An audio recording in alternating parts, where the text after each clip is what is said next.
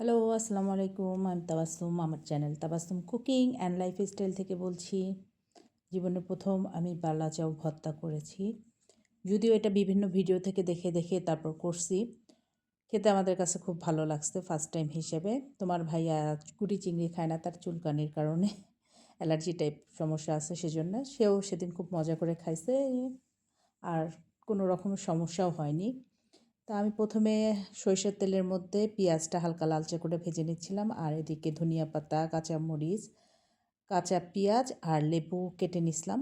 এই যে পেঁয়াজটা যে ভেজে নিলাম সে পেঁয়াজটা নিয়ে আসছি। তারপরে হচ্ছে আমি স্বপ্ন থেকে একটা রেডি বালা চাউটা নিয়ে আসছি। রেডিটাই পাওয়া যায়, বিভিন্ন পেজেও পাওয়া যায়, আবার বাসাও তৈরি করা যায় জানি। তা আমি ভাজা পেঁয়াজের সাথে কিছুটা কাঁচা পেঁয়াজ দিয়ে দিলাম যাতে ভর্তাটা খেতে মজা লাগে, এই জন্য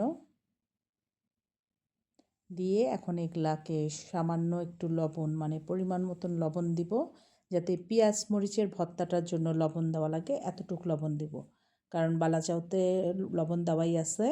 আমি খেয়ে দেখছি। এগুলাকে খুব ভালো করে প্রথমে মেখে নিব পেঁয়াজ মরিচ ধনিয়া পাতাটা,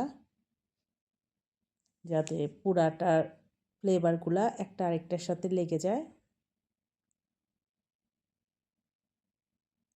তারপর এটা খুব ভালো করে মাখানো হয়ে গেলে আমরা এখানে সরষের তেল আর বালা চাউটা অ্যাড করে দিব।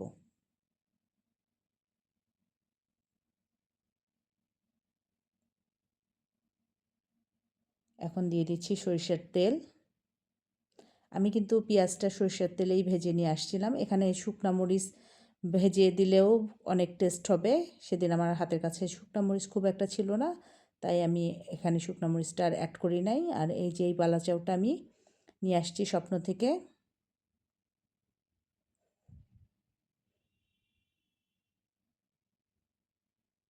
তারপরে এটার অর্ধেকের বেশিটা আমি এখানে অ্যাড করে দিছি।